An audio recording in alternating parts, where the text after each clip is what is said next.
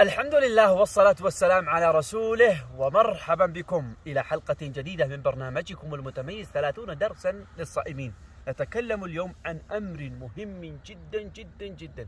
هذا الأمر وهذه العبادة سبب عظيم من أسباب فتح الأرزاق على عباد الله. ما هي هذه العبادة؟ ألا وهي الصدقة، وبالذات في هذا الشهر العظيم.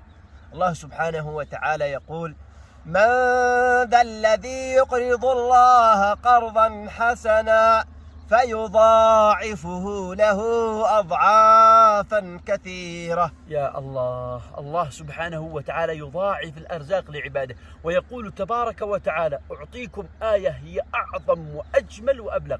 يقول تبارك وتعالى: مثل الذين ينفقون أموالهم في سبيل الله كمثل حبة أنبتت 7 سنابل في كل سنبلة 100 حبة والله يضاعف لمن يشاء والله واسع عليم. يا الله، الصدقة ب700 ضعف يا عبد الله، ونحن في شهر رمضان.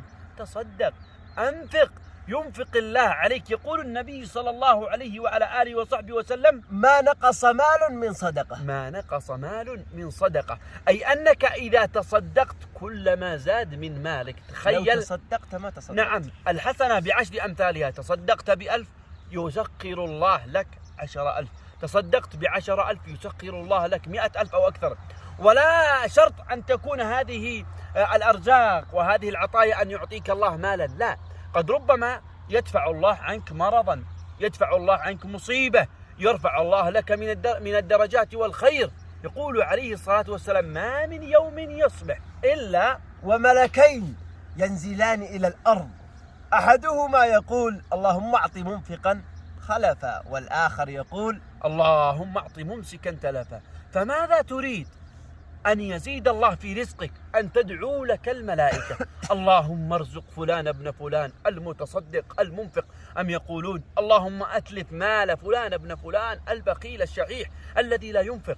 فالتجارة الرابحة هي التجارة مع الله سبحانه وتعالى. نعم، هي التجارة التي لن تبور أبدا. تجارة مع الله سبحانه وتعالى تجارة ليس فيها خسارة، وخاصة في شهر رمضان. كان النبي صلى الله عليه وسلم أجود الناس بالخير، وكان أجود ما يكون في رمضان. فأسأل الله سبحانه وتعالى أن يوفقنا وإياكم للإنفاق، للتصدق على عباد الله، وخاصة وفي هذه الأوضاع والناس في حالة لا يعلم بها إلا الله. فأنفق وتصدق وأحسن يحسن الله إليك. ويقول النبي صلى الله عليه وعلى آله وسلم: وتبسمك في وجه أخيك صدقة، فلا تنسى أن تتصدق بأي شيء تملكه، حتى بالتبسم في وجه أخيك المسلم. وأخيرا، أخلص النية لله في صدقتك، ولا ترائي